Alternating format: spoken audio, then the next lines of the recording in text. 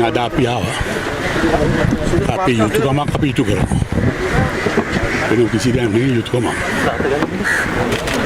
ඊයේ ජනාධිපතිතුමා කළ ප්‍රකාශය සම්බන්ධව ඔබතුමා මොකද හිතන්නේ?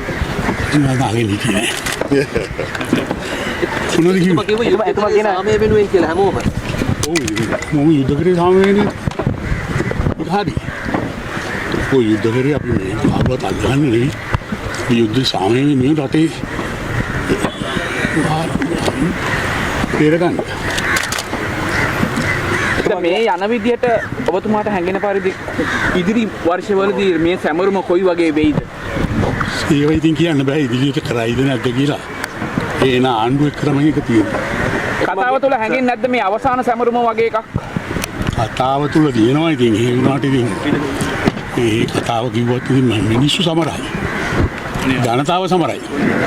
එතුමා කියනවා යුද්ධය කියන්නේ විනාශයක්, ඛේදවාචකයක් නෙමෙයි කියලා තමයි ඔහු කියන්නේ. ඔව් ඛේදවාචකයක් යුද්ධ කියන්නේ.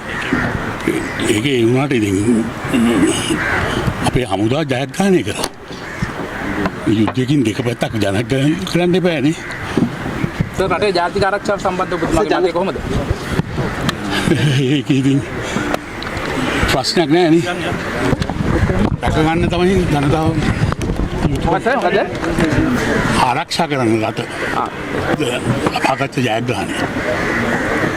ඒක සර් හිතනවද මේක දැන් ගිලිහෙමින් පවතිනවා කියලා? තාම කියන්න බෑ ඉතින්. ඒක වෙන්නත් පුළුවන්.